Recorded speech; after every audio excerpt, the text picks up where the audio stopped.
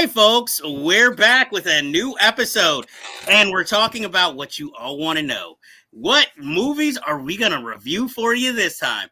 I am Jeff Galashaw, your host of Unfinished Business Television, who can be reached at Unfinished B2 on Twitter or your preferred Instagram, not on TikTok. As always, with me is my co host, Andre Joseph of AJ Epics. Subscribe or die. Yes, and a comment wouldn't hurt either. So we are going to be talking about 6 movies this week, and let's get started with our review of the now multiple Academy Award winning Poor Things, starring Emma Stone, Mark Ruffalo, Willem Dafoe, Rami Youssef, Margaret Qualley, Gerard Carmichael, and Christopher Abbott. Directed by Yorgos Lanthimos. This is kind of a kind of version of Frankenstein, where a woman's body is resurrected with the mind of a baby, and she's taken care of by Willem Dafoe. But then she's supposed to, I guess, marry his assistant, but her natural wonder makes her fall for the rapscallion that is Mark Ruffalo, who takes her on this worldwide adventure, and she becomes kind of a nympho and matures. I guess it's just the natural wonder of life. Like when you're a teenager, your hormones are going crazy, and you're like, I want to pair off with that one. And through it all, she's kind of an innocent, but as she sees the world, she also educates herself and learns how to be more of an independent woman and think for herself. This is more of a sci-fi movie with obviously ties to reality. And I saw this in a theater and I absolutely loved it, but I'm a fan of Yorgos Lanthimos. And though I wanted Lily Gladstone to win the Oscar, I'm not upset Emma Stone won for this role because I can see why she won, because she basically puts it all on the line, including many sex scenes and nudity. And, just the character work done in this film is amazing. Though, for me, the biggest surprise came from, of all people, Mark Ruffalo. Because, he's a good actor, but this is the first time where I was actually absolutely riveted by a performance from him. From the dance scenes to the rapscallion to just the comedic scenes of how weak he comes off as an alpha, but then he ends up being like the beta and such kind of a whiny bitch towards the end. And I thought that was fascinating. I liked Rami Youssef in the film. First time I really seen him on the big screen. Willem Dafoe, I'm sorry, he's good in it, but his character reminded me of like a character from one of those Christmas stop animation claymation movies. That's how the makeup looked to me in the scenes, but he's very good as always at what he does. Margaret Qualley didn't really have much to do in this film, as the second prototype, but she sure is pretty. And Christopher Abbott, again, great in his really 5-10 minutes in the movie. And next to Mark Ruffalo, the biggest villain the movie gets throughout. I love the film. I know a lot of people now watching it saying, "Oh, it's not that great. I didn't like it." I'm sorry. I enjoyed the film immensely, and I just thought it was a very brave movie for Emma Stone to make, at this point in her career. But I really enjoyed it. Andre, what did you think of Poor Things? Very surprised by it, and I agree. Comparing what she did here to what Lily Gladstone did in Killers of the Flower Moon, now I see why she got the Oscar. And it wasn't just the sex scenes; it was just the fact that it was such a brave performance all around. I mean, from the accent to the wardrobe to her makeup and just her overall interactions with every character from what Mark Ruffalo did, Rob Youssef, and everybody.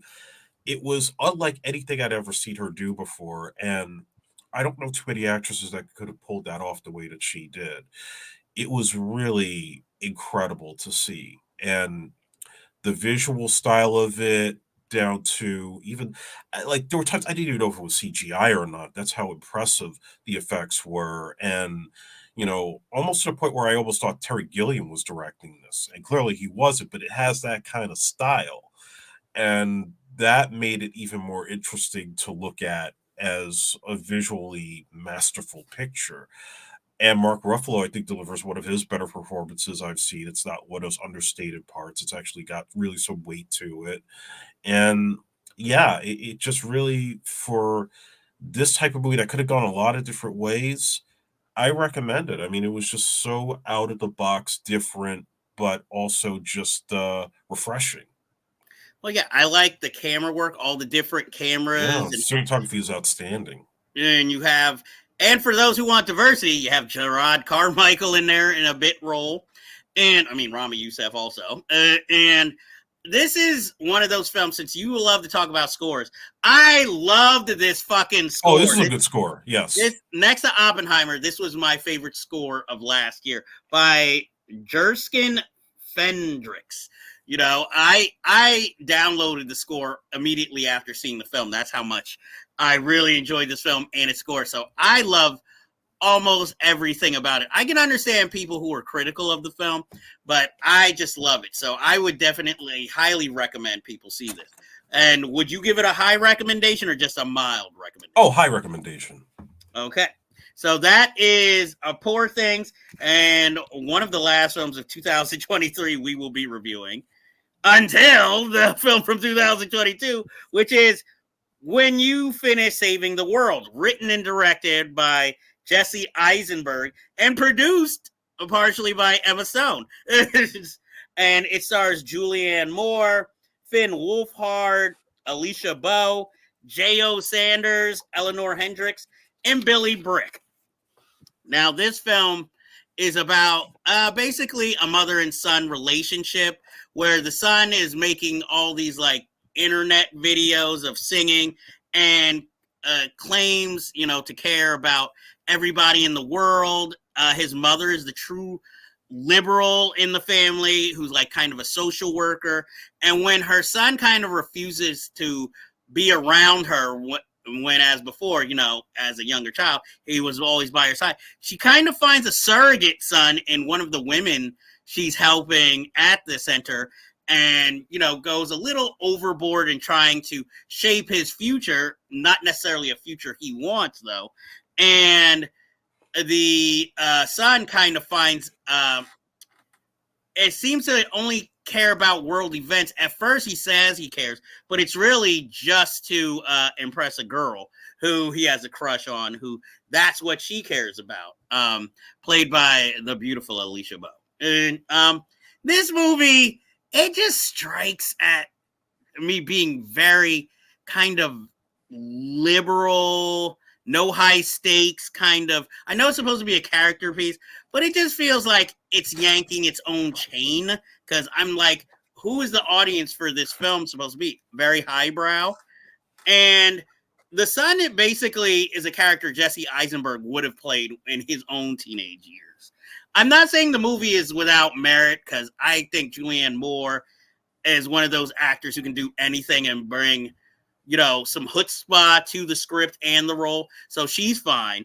But there were so many other things. Like, what is the deal with her husband, J.O. Sanders, calling them both selfish, but he never wants to get involved in anything of what they're doing? I liked Alicia Bowe's character because they made her multidimensional. She wasn't just there to be, this love interest or object of lust. She actually had her own, character, facilities, attitudes, and opinions. I don't know. It just felt like white liberal media watching it. Like I'm watching an NPR program, And I mean, really the only diversity shown is Alicia Bowe and her friends. Those are the only characters who aren't white in this film. But then again, where it takes place is more of a white suburb. So I shouldn't be shocked. It was interesting. It just felt like a Woody Allen movie without the comedy or the jazz. It's, a nice attempt, but I wasn't won over totally by the film. I have my little nitpicks. But Andre, what did you think of the movie? I surprisingly liked it. I just feel it was a commentary of the times that we're in, where we get very self-absorbed in our own activities, and sometimes that creates distance with family members or even just significant friends and others. And I think Finn Wolfhard's character captured all those feelings perfectly. Was it a little over the top? Yeah, I mean, stuff with him cursing at his mother at the dinner table was probably a little bit much, but I know what Jesse Eisenberg was trying to do there, and I like the fact that there was this hypocrisy about him trying to be. He wants to be woke, but he's really just doing it just to get with a girl, and clearly she ends up seeing through it towards the end. So there's something to be said about that. Like he thinks he's this high end influencer, and but the Julianne Moore thing too was interesting because I actually really thought the relationship with the kid that she's trying to get into this big college was going to get sexual. Oh, I I really knew that did wasn't think going to that, and it didn't go happen. that way, which I was happy it didn't. But it did borderline get creepy. I will say that it was getting a little weird at times. But you know, I think the only flaw to it is that maybe it's a little too on the nose at points with trying to show how, that they don't get along, but then you see like how they're very similar in their selfishness.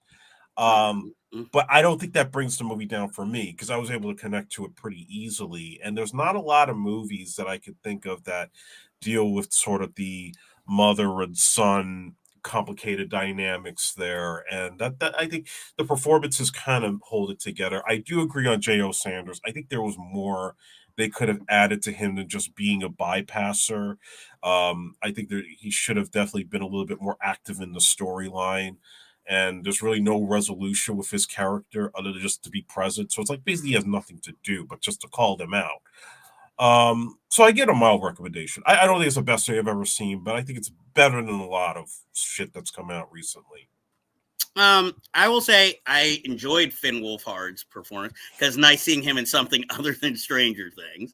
I wanted more of the mother character of Eleanor Hendricks, like learning a little bit more about that, especially considering he's still working with this abusive father, so he can be a mechanic. Um, like I said, I'd give it a very mild recommendation. I don't know. I guess it didn't tap into me, and I thought the ending was weird. When he goes to visit her at her job. Yeah, it felt a little inconclusive. Yeah, and there was no real closure. I understand this is supposed to be a slice of life movie, but it feels like this is a movie Robert Redford would have made in the 70s. That he wasn't in. And Donald Sutherland would have played the father, who has nothing to do. So it would have all been on the shoulders of whoever the lead actress he would have gotten, and it probably would have been like Diane Keaton or Marsha Mason. Maybe Louise Fletcher. I don't know. Definitely Marshall Mason. I wish it would have been Jenna Rollins personally, but I don't know. Our next, so we both agree, mild recommendation for it. So our next movie, the yearly Adam Sandler release on Netflix that truly came out of nowhere, Spaceman, directed by Johan Rennick, who had previously directed episodes of Walking Dead and Breaking Bad. And it's based on the novel Spaceman of Bohemia. So this film uses an interesting thing. He's not an American astronaut. He's a Polish astronaut going off into space. And he might be hallucinating from being alone in space, but supposedly an alien creature that looks like a big spider starts talking to him and basically is leeching information off of him. And then we get into the love story with his wife, with the amazing Carey Mulligan playing his wife. I didn't expect her to be in this movie, so that's why, to me, I don't know. Maybe she signed an exclusive contract with Netflix too, because she's in a lot of these movies, like Maestro. And we see their love story, how it eventually they check in with her because all he wants to do is talk to her. So in the end, this movie is more of a romance and a character study for Sandler. But I have problems with this movie. I think Kumal Nair, who played Raj in Big Bang Theory. I like that he's in a dramatic role, and he's good in it as, I guess, Adam Sandler's closest friend and technical support in the film. Paul Dano, does his usual voiceover as the giant spider. I was shocked to see Lena Olin in this movie. I was like, thank God she's working still. And Isabella Rossellini just comes out of nowhere in this film. So I was like, oh, at least they have a respectful cast. I never thought I'd see Isabella Rossellini and Adam Sandler in the same movie. At least not in a serious role. But my thing was, considering his character is pretty much the same when he met Carey Mulligan's character, where's this whole thing of her, I miss the old you? He wasn't like that before, so was this old him? We never see him as spirited or just, like that interesting. He just always has been kind of closed off ever since his father got murdered or whatever, So that was the only implausibility, at least in the film story for me, where I was just like, well, he's always kind of been emotionally closed off, so what are you looking for?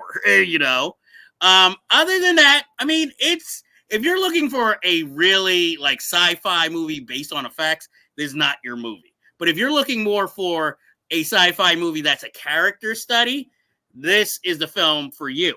But I can't say I was ever impressed by the film. It was like, okay, nothing where I was like, oh my, or something that really was like, yo, this movie kicks ass. We already know Adam Sandler can act when he wants to. So, he gives a good performance. Everybody in this film is good. I don't have any acting complaints. It was just that part of the story that kind of like didn't make any sense to me. And of course, Carey Mulligan, the best thing in a movie that's below her talents. So she has this thankless romantic role throughout. What did you think of Spaceman?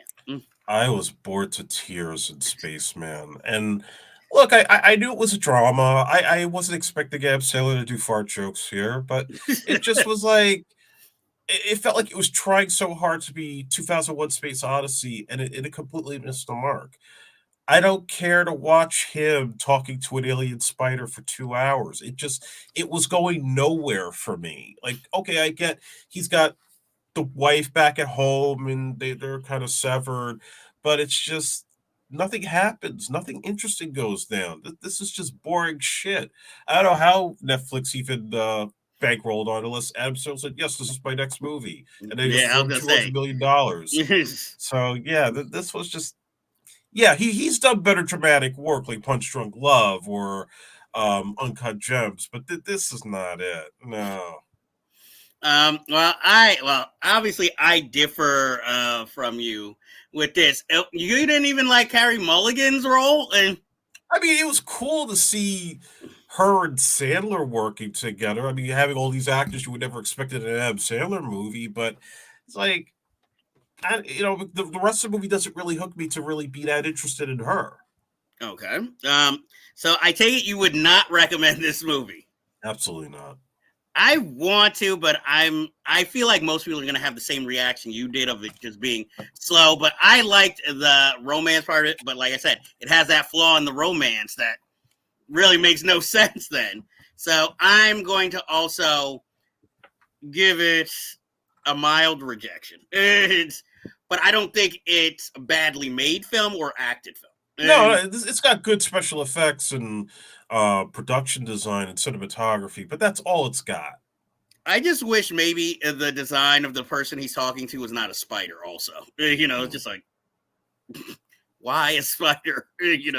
That's when we start getting into the wacky kind of Adam Sandler side, So unfortunately, that is Spaceman. We both are not recommending that film. Next, we go to a movie I was really looking forward to seeing in theaters last year, but then it got postponed to this year. Drive Away Dolls, directed and co-written by Ethan Coen, and also co-written and produced by his wife, Trisha Cook, who also supposedly co-directed this film. This is like a kind of a girls' road trip on the run movie, starring Margaret Qualley and Geraldine Viswanathan, as two different types of lesbians who are friends, who I guess are going to Florida, transporting a car that they don't know has something in the trunk that all these criminals want. The film has Matt Damon and Pedro Pascal in cameos. Coleman Domingo plays a supporting role. Bill Camp is in it. Joey Slotnick and Beanie Feldstein, who I haven't seen in a film in a while. So she was a welcome joy. And this is one of those films where there's so much to like in it, but it ultimately, for me, did not work. I felt like it was missing something. It has that Coen Brothers kind of feel when it comes to the characters. And, only the leads really have names. All the other characters are Goon, the Connector, Curly, And, I mean, it was cute having Pedro Pascal in the beginning, but was he needed? Not really. And Matt Damon just felt like he was paying a favor to someone in his role. And there's also a curious cameo from Miley Cyrus in this film for one scene. But the beautiful Annie Gonzalez was one of the lesbian lovers, so it was nice to see her in something. I guess when it comes to this film, it was just disappointing. And I know his wife was more the spearhead of this film, because supposedly after they make their next film with Aubrey Plaza, he's reuniting with his brother. But like I said, and then with this kind of, spoiler alert, this romantic ending, it was just like, really? Okay, because she teaches her to loosen up and she teaches her to believe in monogamy all of a sudden. It was just like, okay. And I really was looking forward to this. And I didn't expect that I would enjoy Bottoms more than I enjoyed this film. What did you think of Drive Away Dolls?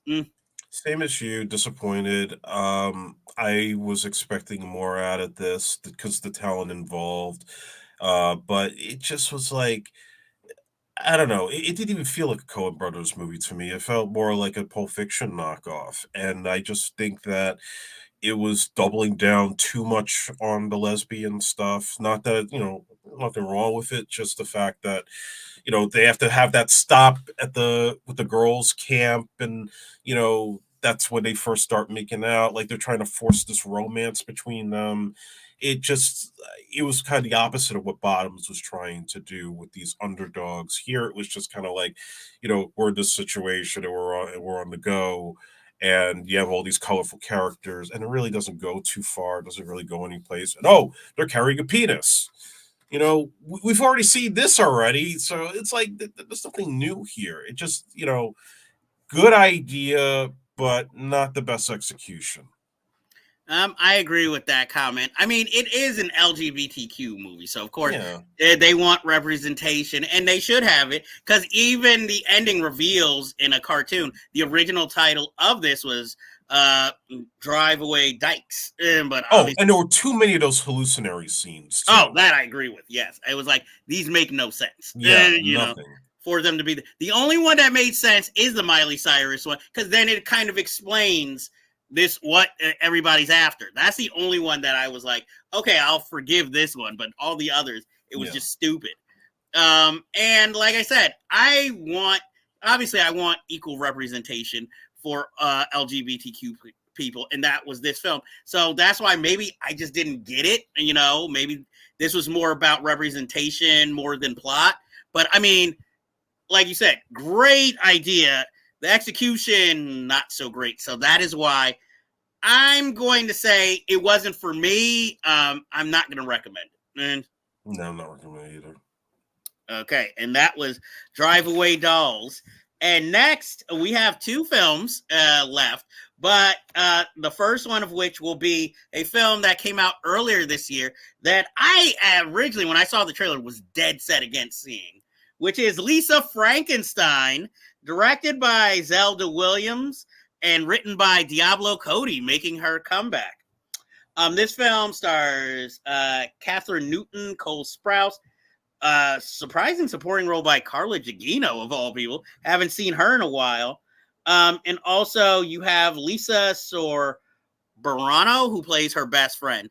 And this is basically a movie about kind of a goth girl who lost her mother to a serial killer at a young age, hangs out in, cemeteries, might be borderline suicidal.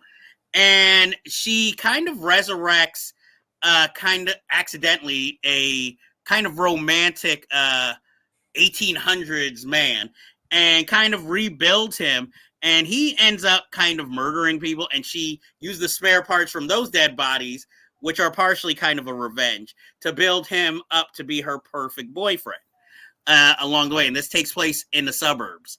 I have to admit, this film surprised me about how much I actually enjoyed it, because it's set in 1989, and it fits that kind of year in Malou, but it also feels like something Tim Burton would have directed back then. Like it would have starred Winona Ryder. Somehow Christopher Walken would have been the dad. It reminded me a little of Edward Scissorhands. So it felt like an original teen romantic comedy. And I like that even towards the end, it gets a little sexual, more from the female point of view, rather than, like, oh, I can't wait to bang her. So, and like even her crush kind of being a scumbag in the end. And even the guy who's supposed to be the nice guy, kind of, I guess, living up to pretty promising young woman standards as far as a nice guy character go. So I really enjoyed it. And obviously this is a film made more for females, but like I said, it just felt, it's actually a surprisingly good film, and glad to see that the Williams legacy lives on. What did you think of Lisa Frankenstein? I wanted to like it and I didn't. I just Really? was maybe it's because I'm tired of the 80s settings in these type of movies or whatever it was. It just, I don't know. I think it was trying to be like Heathers to a certain degree, like a more supernatural version of it, and doesn't quite have the same type of balance between the dark humor and, I guess, the violent sexuality aspect of it. And it just, I don't know. Performance wise, it's okay. I like Carla Gugino's part. I think, you know, Captain Newton and Dylan Sprouse were fine, but just something about it. Maybe it's because of the fact that I'm expecting them to get a comeuppance as they're killing people left and right, especially because, okay, Carla Gugino's not likable, but the daughter doesn't seem like somebody that I hate. And then the fact that, you know, oh, now I'm supposed to not like her because she was fucking the other guy the whole time, and then he gets his dick cut off. I mean, I still like this girl, even though like her whole family is all fucked up now because of this chick. And yeah, it just seems like there was a point where you start unsympathizing with Lisa as a character, and then there's just no justice being done. It felt completely thrown off for me. But I still think Zelda Williams is a fine director, and I would like to see her do some more. Well, I feel like she does kind of have a comeuppance at the end. Come on. Maybe not the one Yeah. you wanted to see her have, but, she gets kind of a comeuppance. And I think that's where the film kind of wanted you to start feeling that conflict when it came to the sister, who's like kind of life unknowingly she's kind of ruining. And then, sleeps with the crush. And then now, all of a sudden now she kind of wants to murder, but she doesn't, because really that's been her only true friend throughout, other than Yeah. the dead boys she resurrected. And I really like the actress who played the best friend too, because even though at first she's very annoying, she kind of endears the audience to her, because she's kind of likable, and nothing she does is ever malicious. She actually is kind of good-hearted, even though her mother was kind of an evil bitch. And I have the same problem I had with J.O. Sanders and the Jesse Eisenberg. The father just is there and does nothing. And he just assures everybody, oh, everything was going to be okay. But if anything, even though luckily they don't go there, I would think he was going to have a sexual relationship with his stepdaughter, the way that relationship was working. But maybe he looked to the stepdaughter as the daughter he always wanted, compared to Lisa, who's so detached and acts like she doesn't want to be around him. Anyway, I give it a high recommendation. You obviously don't recommend the film. No. So this one is the first time we completely split on a film the whole time. Or is it the last, as we talk about the recent release, Civil War? to number one at the box office for 2 weeks, written and directed by Mr. Alex Garland, and not his last directorial movie. This one stars Wagner Moura, like we were talking about, Kaylee Spaney of Priscilla fame, Kirsten Dunst, Nick Offerman, Stephen McKinley Henderson, the old black dude, and Jesse Plemons. This is a film that is supposed to be set in the future where the president of the United States has forced a third term and he's staying put and has started a war from other countries trying to distance themselves from America that seems to be like Texas, Florida, and California. And this follows the war photographers who basically are on their way to Washington, D.C., as there's this strike that's supposed to happen against the president. And we get to see various like cities in America and how they're dealing with this post-war, I guess, dealings. The film, I think for some audiences will be disappointed because they expected to go see a war film. And this is more just like little vignettes of different parts of the country. And, you know, seeing it more dramatically and how it's affecting some horrifically, some minorly, and more about, you know, the, I guess, journalists investigating. So there is some action. This has a great sound design, this movie, because in those sequences, it felt more like you're in the middle of an action scene than a lot of these action movies we have today. The thing I have a problem with the film, we never really get into the politics of anything because they're like, oh, the Western forces of Florida are moving in. What does that mean? You know, because it's never really been fully explained to us in the audience. And B, why every time there's a scene of great pain or somebody being executed, it's a person of color? I mean, you know, you have a film with a Spanish star, a black guy, and two white women, but yet every time they go someplace, it's a black person being killed. Even in the shootout with the people in the towers, the black guy is the one who gets murdered. You know, when we watch old footage of Kirsten Dunst having flashbacks, it's a black guy being set on fire by other black people, you know, and okay, spoiler alert, out of their group, who's the first to die? The old black guy who can barely run. This film has its moments, but there is kind of that kind of white liberal backing where it's kind of racist and they don't realize they're being a little racist and they're like, again, the person who was trying to get the peace talks with the, I guess, soldiers, black lady, get shot and killed, even if it was by another black woman. You know, that doesn't escape the racism of all this. And I have to say, the person who gives the strongest performance is the person who came in at the last minute of the movie, Jesse Plemons, who obviously is there because he's married to Kirsten Dunst, and he has the best role. It's one of the only times in the film you are truly scared throughout that whole scene. And, you know, Kirsten Dunst's ridiculous ending in this film, I was just like, oh, please. And we get Nick Offerman throughout the Azra of this film. He's in the film a hot 5 minutes throughout. You know, so it's like a big cameo. If you were going to do that, bring Jack Nicholson out of retirement so he only has to work 2 days. But I'm going to give it a mild recommendation, even though a lot of this stuff bothered me personally. But as a film, I think it's very ambitious and it is trying to say anything, but it's trying to say things without saying anything really. And that's how I felt watching the movie. How did you feel about Civil War? I went into this thinking I was going to be scared when it was over. Like, this could plausibly happen in our country and be very worried.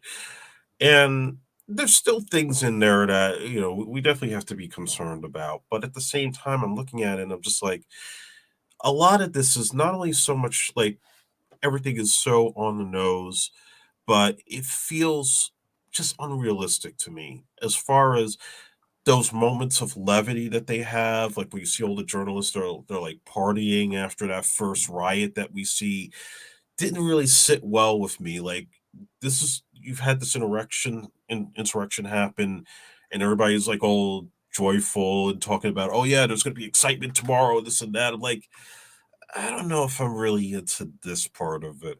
The girl from Priscilla playing the young girl that tags along with them annoyed the shit out of me. I'm sorry. I did not like that character and didn't even think she was going to be in the whole thing, but she pretty much brought it down for me big time. Um, I do agree. Great sound design.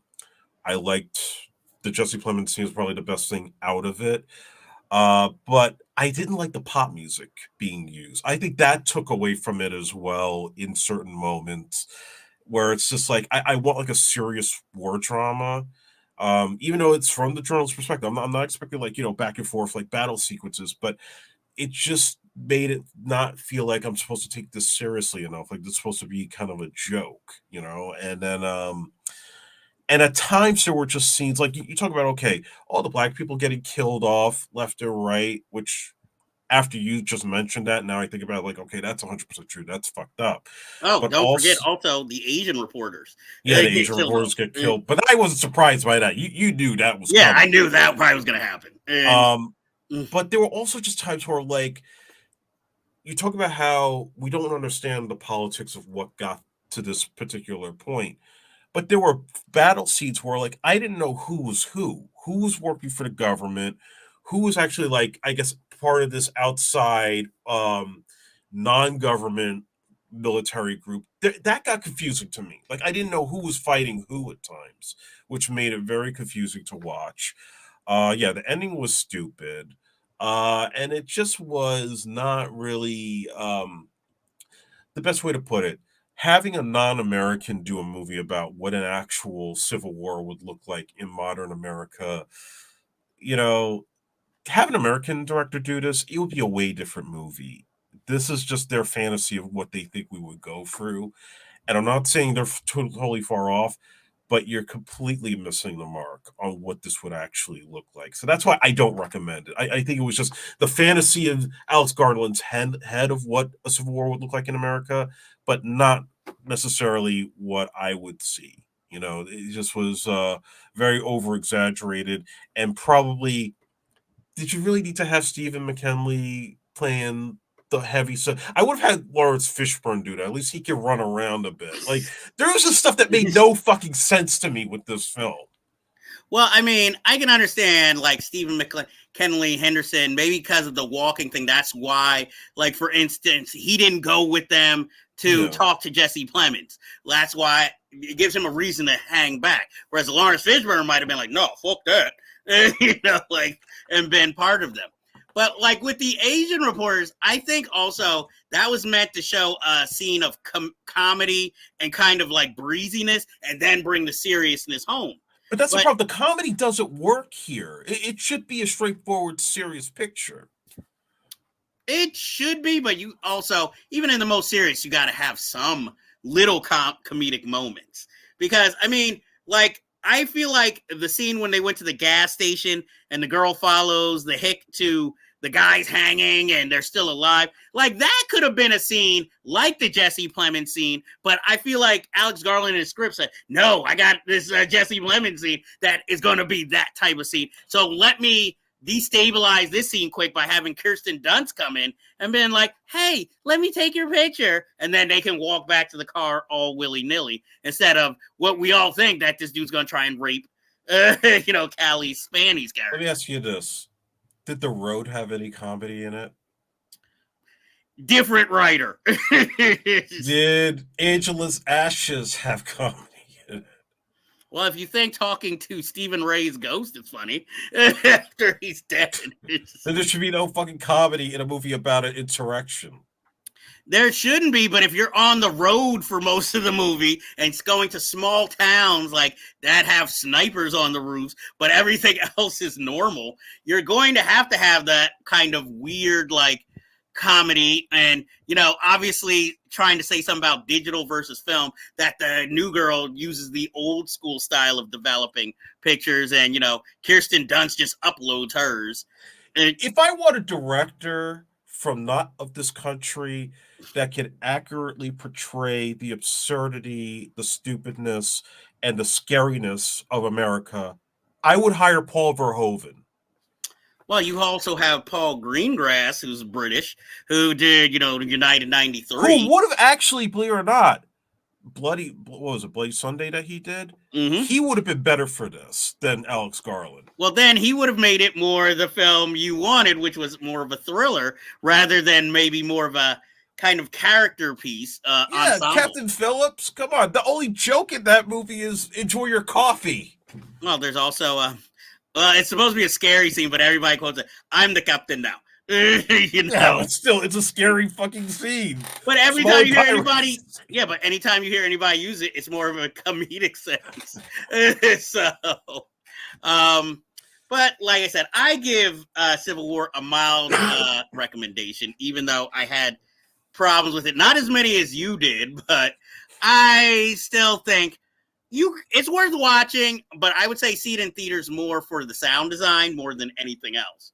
But you can probably wait for streaming to watch, So do you have any last words on Civil War or any of the other films we talked about this week? Nah. Yeah. And there was one news story that you were supposed to tell us last episode that you had an exclusive on. I don't even remember. That was never mind. Cut this section out. So that brings us this episode to an end, and that ends our business for this week. But as you know, there's always unfinished business to be done. But before I go, I have to ask you, my good people, have you seen Captain Phillips? If not, why not? Because it's fucking awesome. Andre, what movie would you recommend for the people? I'm going to recommend a TV show today. Have you watched X-Men 97? If not, why not? Because it is fucking awesome. I am halfway through that series myself. So that ends this week's, or this month's, or whenever you're seeing this. This ends this episode of Unfinished Business Television. So until next time, we bid you adieu. If you like this review, please be sure to like and hit subscribe to be alerted to new episodes in the future.